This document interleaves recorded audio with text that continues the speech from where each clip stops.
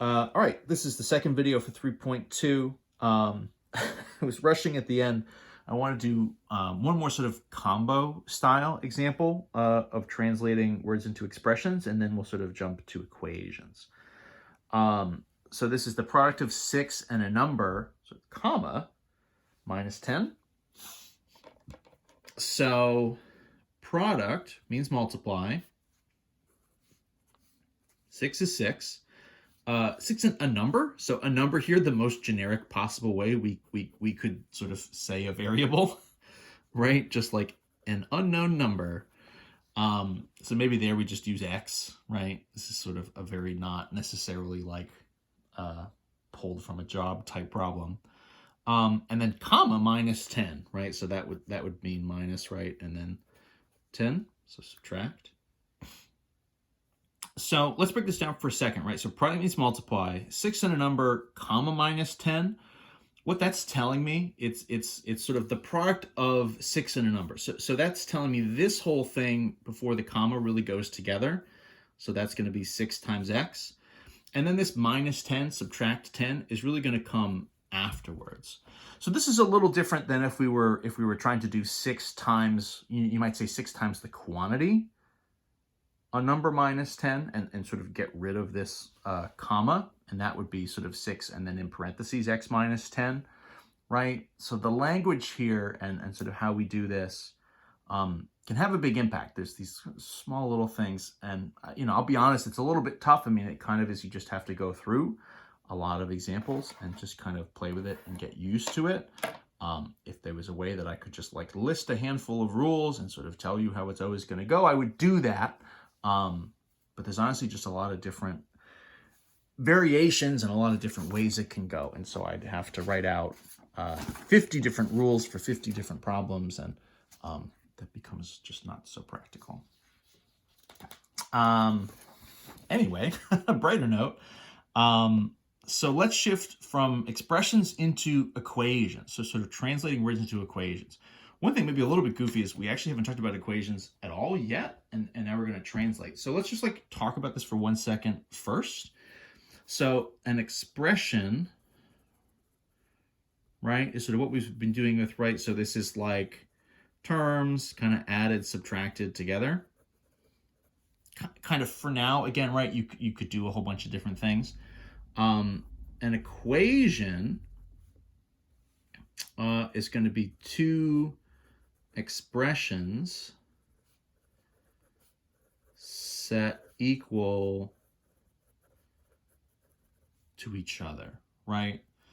So an expression, the big thing here, an expression does not have an equal sign. An equation, right?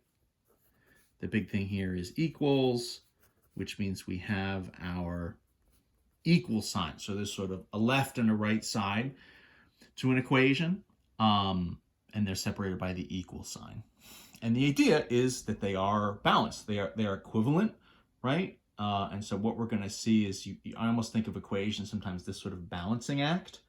What we're going to end up doing eventually is like modifying them by kind of adding and subtracting and multiplying and dividing.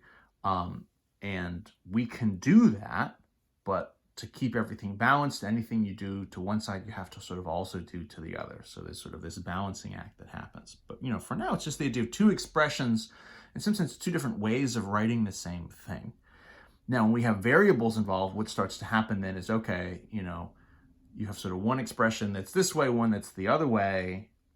How are they the same thing? And the sort of solution there is, what is the number that is going to make all these things kind of link up and become equal? I'm getting a little bit ahead of myself. So for now, we're just trying to sort of get some vocabulary and kind of write some stuff out. So our vocab for equals, right? Obviously, the equal sign could be equals, right? Other things we're going to see ifs. Oh my gosh, what did I just say? Ifs. What I meant is you could see is or gives. Try to keep them separate and not combine them, right? So something is something means equals, right? Something gives something, right? Means equals. Means that they're equal to each other, right? Results in some math operation, results in yada, yada, yada, means it's equal to. Or what's the last phrase from the book is the same as, is the same as, the is kind of there is already there as a signifier. So really what I want to do is just run a bunch of examples just to sort of see, we have lots of different ways to kind of write all this stuff. And so really what we're getting here is sort of two different expressions. These are sort of like, double problems in some sense. So let's sort of see what this is going to look like. So we might say a number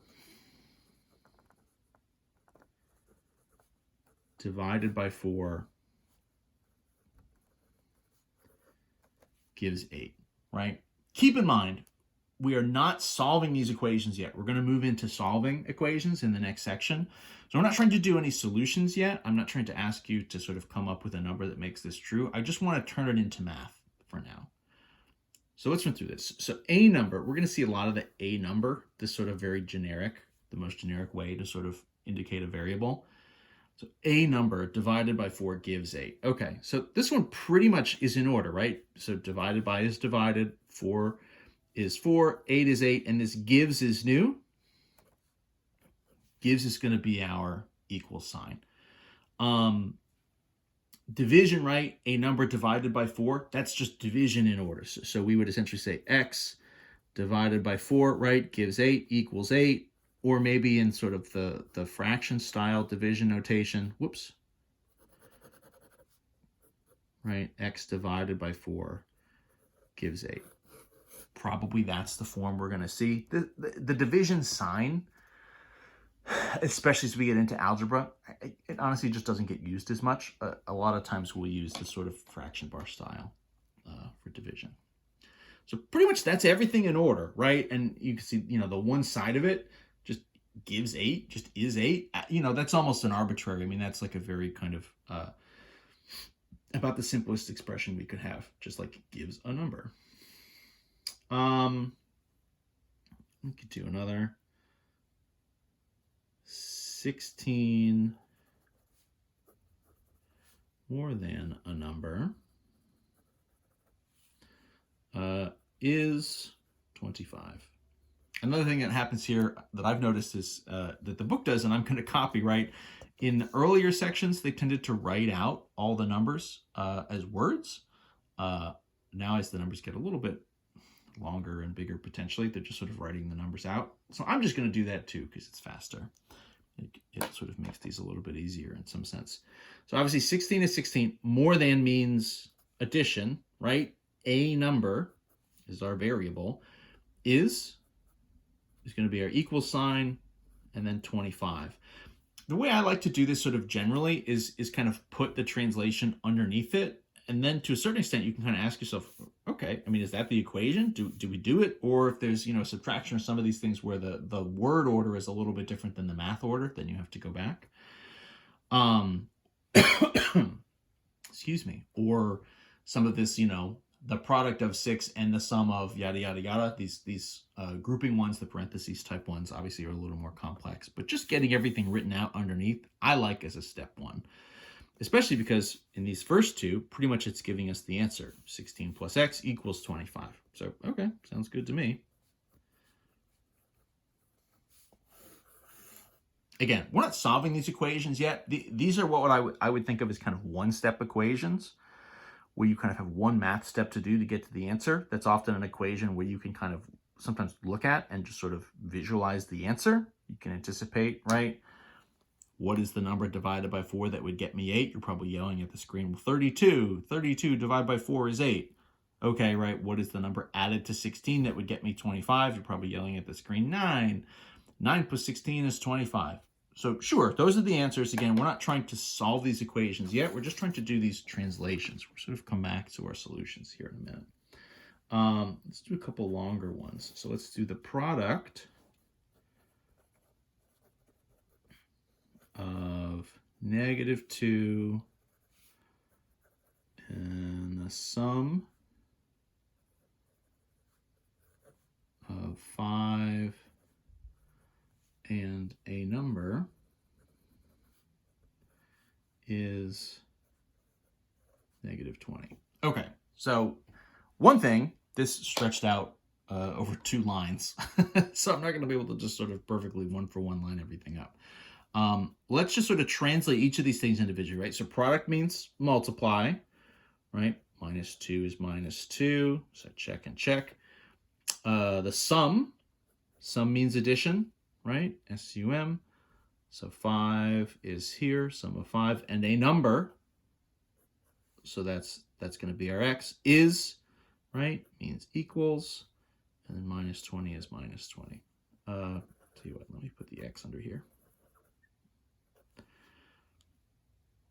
Okay, so how are we going to put all this together? Well, okay, is 20 equals 20? Great. Okay, so equals 20, or I'm sorry, equals negative 20. So, all right, that's the right-hand side of this equation. On the other side, the product of minus 2, so I know that's minus 2 times something, right? And what it's multiplying by is the sum. So if I'm multiplying by the sum, it's the sum of what? 5 and x, right? 5 and a number. So the addition here, right, the sum itself is between 5 and x. And what you're doing is you're multiplying negative 2 by that sum, which means you're multiplying and using your parentheses, right? So it's this grouping thing, right? The sum of 5 and a number, right? In this case, 5 plus x, right?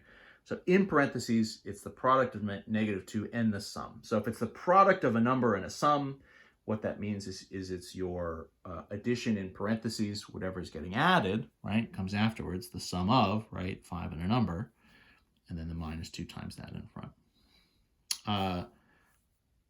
So our equation, written a little bit sort of spread out and goofy, would be something like that. Negative 2 times the quantity, 5 plus x, equals negative 20. That's one you might not be able to just sort of do in one step in your head, but that's okay.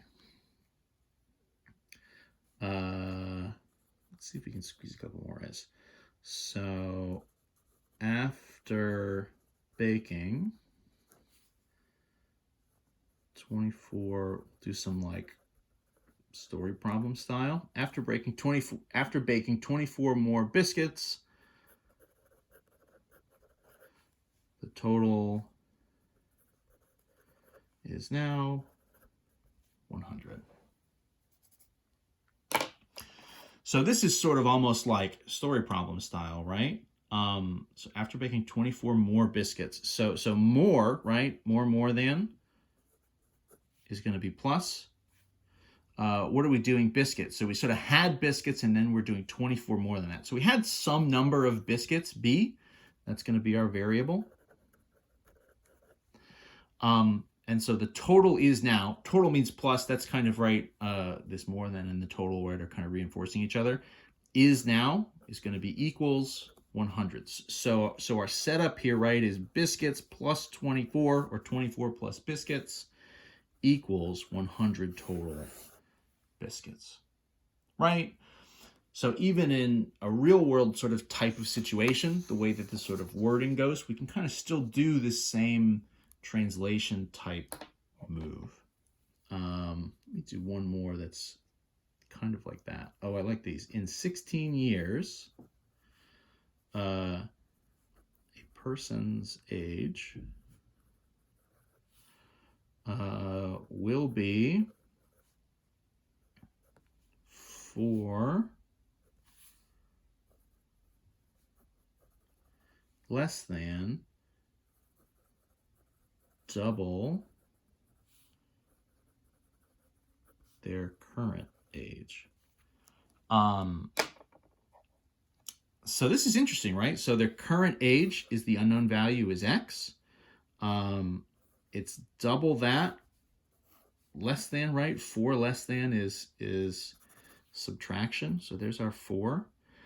And then the thing here that makes this work, right? So the person's age sort of will be. So again, we're using the age here, and it's in 16 years. The catch is that's the age plus 16 is what you need to sort of make that all go. I'm running out of time again, so apologies for this. Quickly, right? So the age plus 16 is going to be 4 less than double their current age. So that's double the age and then minus 4. That's going to be your equation.